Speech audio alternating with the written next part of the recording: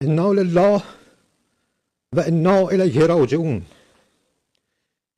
ملت بزرگ ایران، روح بلند پیشوای ملت بزرگ ایران و پیشقراول امت اسلامی حضرت امام خامنه ای با نوشیدن شهد گوارای شهادت در ماه مبارک رمضان به ملکوت اعلا অবশেষে ইরানের সর্বোচ্চ নেতা আয়াতুল্লাহ আলী খামেনি নিহত হওয়ার খবরটি নিশ্চিত করেছে দেশটির গণমাধ্যম। شهادت را نوشیدم و به ملکوت اعلا پیوستم।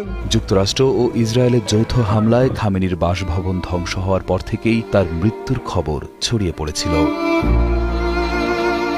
এই হামলায় ৮৬ বছর বয়সী আয়াতুল্লাহ আলী খামেনি সহ নিহত হয়েছেন তার মেয়ে, জামাতা এবং এক নাতি। ইরানের ফার্স নিউজ এজেন্সি বিষয়টি নিশ্চিত করেছে। সর্বোচ্চ নেতা আয়াতুল্লাহ আলী খামেনির মৃত্যুতে দেশ জুড়ে ৪০ দিনের রাষ্ট্রীয় শোক ঘোষণা করেছে ইরান। রয়টার্সের তথ্য মতে ২৮ ফেব্রুয়ারি শনিবারের এই হামলায় ইরানের সর্বোচ্চ নেতার জ্যেষ্ঠ উপদেষ্টা আলী শামখানি নিহত হয়েছেন। এছাড়া হামলায় আইআরজিসির বেশ কয়েকজন কমান্ডারও প্রাণ হারিয়েছেন।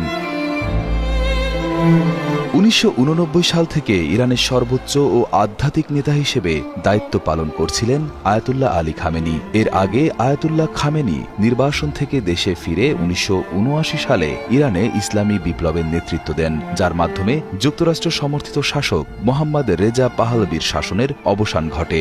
সেই বিপ্লবের পর থেকেই খামেনি ছিলেন অবিসংবাদিত আধ্যাত্মিক অভিভাবক। পশ্চিমাদের রক্তচক্ষু আর কঠোর নিষেধাজ্ঞার মুখেও যিনি নিজের আদর্শে মাথা উঁচু করে দাঁড়িয়েছিলেন পাহাড়ের মতো।